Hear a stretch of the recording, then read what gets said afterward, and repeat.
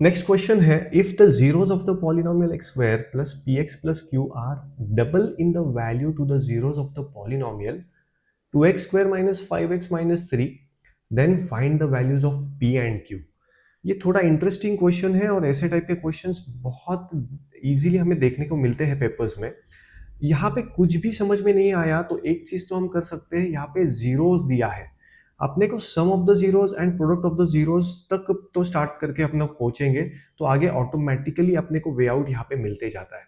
First of all हम बोल सकते हैं कि let the zeros be alpha and beta.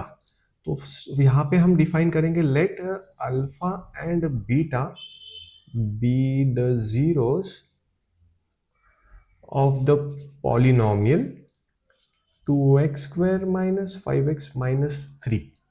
Question में दिया है if zeros of the polynomial x square plus p x plus q are double in value to the zeros of the polynomial, मतलब इस पॉलिनोमियल के जो भी zeros होंगे वो हाफ होंगे इसके, मतलब ये जो है इसके जीरोस इसके डबल होने वाले। तो यहाँ पे हमें एक चीज तो पता है कि sum of the zeros that is alpha plus beta is minus b by a. यहाँ पे b जो है वो -5 है, तो हम यहाँ पे लिख सकते हैं minus of -5 upon a which comes out to be 5/2। तो यहाँ पे अल्फा प्लस बीटा हमें मिल गया विच इज 5/2, और we know that the product of the zeros alpha beta is equal to c by a. c यहाँ पे -3 है, तो हम इसको -3/2 लिख सकते हैं। तो फर्स्ट पॉइंट में हमें यहाँ पे alpha plus beta and alpha beta मिल चुका है। जब यहाँ पे दिया if the zeros of the polynomial x square plus p x plus q are double in the values of the zeros, मतलब यहाँ पे अगर हम अल्फा और बीटा ले रहे हैं इस पॉलिनोमियल के जीरोस को, तो जो पहला वाला पॉलिनोमियल है उसके जीरोस जो है वो twice alpha and twice beta हम लोग ले सकते हैं। Therefore twice alpha and twice beta are zeros of the polynomial x square plus px plus q। यहाँ पे therefore अगर हम यहाँ पे सम देखें दोनों का, तो twice alpha plus twice beta will be equal to minus b by a. यहाँ पे जो है बी p दिया हुआ है और a 1 है, तो यहाँ पे माइनस बी बाई ए को मैं सिर्फ माइनस p लिखूंगा। दोनों में मुझे 2 कॉमन में दिख रहा है, तो मैं यहां से 2 कॉमन में ले सकता हूं, that is twice of alpha plus beta is equals to minus p।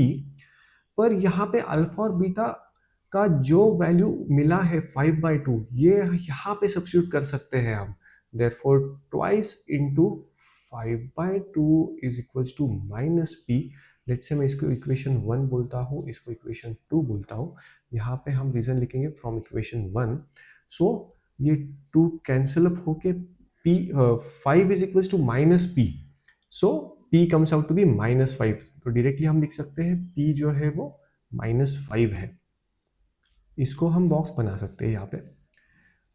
Next, जैसे ही हम लोगों ने यहाँ पे सम लिया है इस जीरोस का, हम यहाँ पे प्रोडक्ट ले सकते हैं, that is twice of alpha into twice of beta is equals to c by a. हमें पता है यहाँ पे c जो है दिया है q, तो यहाँ पे मैं q अपॉन a जो है वो 1 है, तो सिर्फ यहाँ पे q आएगा।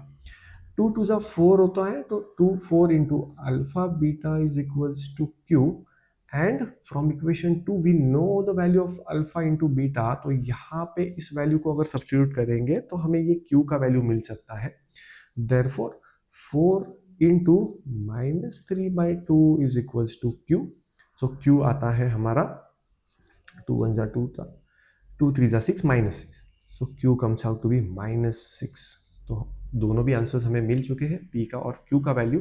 तो फाइनली वापस यहाँ पे लिखेंगे आंसर में p is equals to -5 and q is equals to -6, और इसे हमें हाईलाइट करना है एक बॉक्स बना के।